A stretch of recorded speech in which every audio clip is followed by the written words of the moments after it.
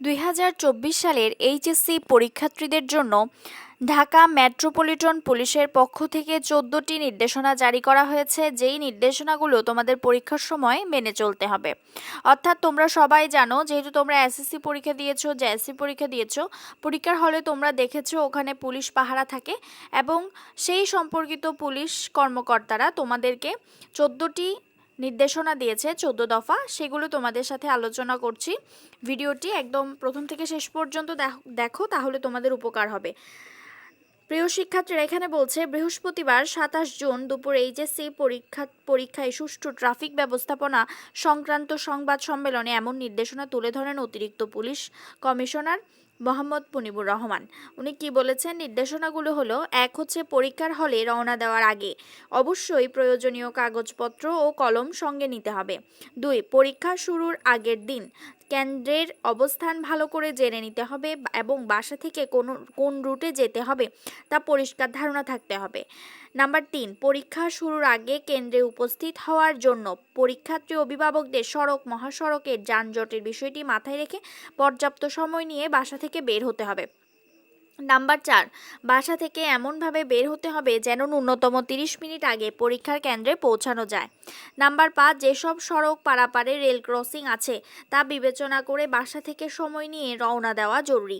Number 6 বাসা বা পরীক্ষা কেন্দ্রের আশেপাশের সড়ক যদি কোনো খোঁড়াখুড়ি বা মেরামতের কাজ চলে তবে তা বিবেচনায় নিয়ে সময় মতো রওনা দিতে হবে।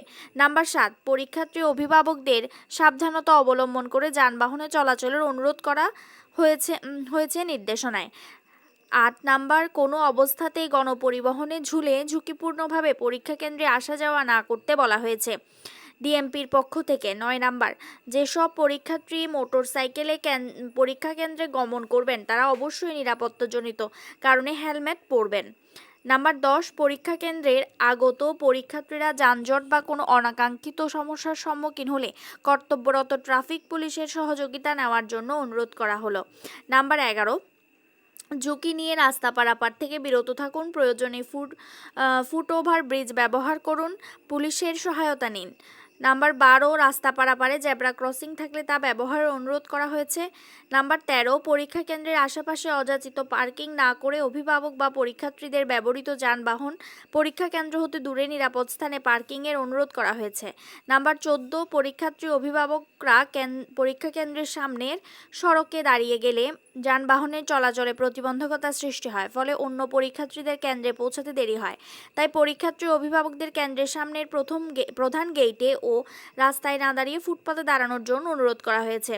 এই ধরনের আরও কয়েকটি এখানে নির্দেশনা দেওয়া হয়েছে। মূলত তোমরা এইচএসসি পরীক্ষার্থী বিষয়ে এই ডিএমসি তোমাদের নির্দেশনাগুলো দিয়েছে। এই ধরনের গুরুত্বপূর্ণ নির্দেশনাগুলো পাওয়ার জন্য যারা চ্যানেলটিকে এখনও সাবস্ক্রাইব করোনি তারা সাবস্ক্রাইব করে দিও। এছাড়াও আরেকটা কথা বলে রাখি, যেহেতু ডিএমসির পক্ষ থেকে আজকে এই নির্দেশনাটা দেওয়া হয়েছে, তার মানে হচ্ছে সরকারের পক্ষ থেকে এটাই বোঝানো হচ্ছে যে তোমাদের 30 তারিখে পরীক্ষাটা হচ্ছে, পরীক্ষা পেছানোর কোনো সুযোগ নেই, তাই সবাই মনোযোগ দিয়ে পড়ো। ইতিমধ্যে এই চ্যানেলে বাংলা প্রথম পত্রের সাজেশন প্রোভাইড করেছি তোমাদের জন্য, যারা এখনও দেখোনি তারা দেখে নাও এবং এখন থেকে পড়াশোনা শুরু করো, না হলে কিন্তু অনেক দেরি হয়ে যাবে, পরীক্ষায় কিন্তু ভালো রেজাল্ট করতে পারবে না।